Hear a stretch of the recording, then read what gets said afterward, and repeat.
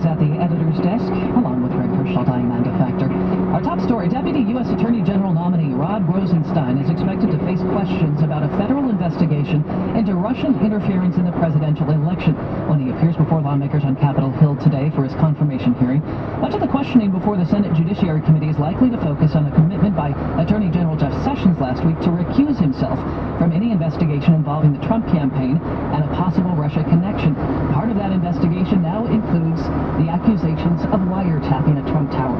So many issues swirling around all of this morning, and we're very happy to have with us here on the Como Morning News the former director of the CIA and former director of the National Security Agency, General Michael Hayden. Good morning. Hey, good morning, Greg. Are you at all relieved that you're not in the hot seat in the middle of all this stuff going on? I wake up every morning and say, what another great day to be the former director of NSA and CIA. So we will ask the question simply, could President Obama have wiretapped Trump Tower? No. We took the authority to conduct electronic surveillance against an American away from the president in the late 1970s. And we placed that authority in the hands of the federal court system. The only way NSA or the FBI could go up on coverage of a U.S. person, and that would be any American anywhere in the world and anyone in the United States, the only way you could have the authority to target his or her communications is to go to a federal judge and to prove to a probable cause standard that your intended target is either the agent of a foreign power or engaged in a criminal enterprise. And that's the only way this gets done.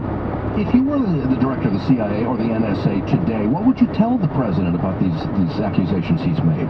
Well, I guess I would let him know that we didn't do it, and your suggestion that we did is not just wrong, but is having a destructive influence on the workforce that I lead and on the relationship, Mr. President, I need to create between my workforce and you so you get the full value of the tremendous things they have to offer you. Now that's a really tough conversation, Greg. I don't envy anyone having that conversation with any president. General, I want to switch gears just too quickly because you used a few words yesterday on MSNBC that caught my interest. North Korea, Seattle, and nuke. It's sad news here, but over the life of 4 administrations, we've been trying to slow the North Koreans down with missile development and weapon development, and I think we've had some success. They aren't what they might have been, but they are relentless.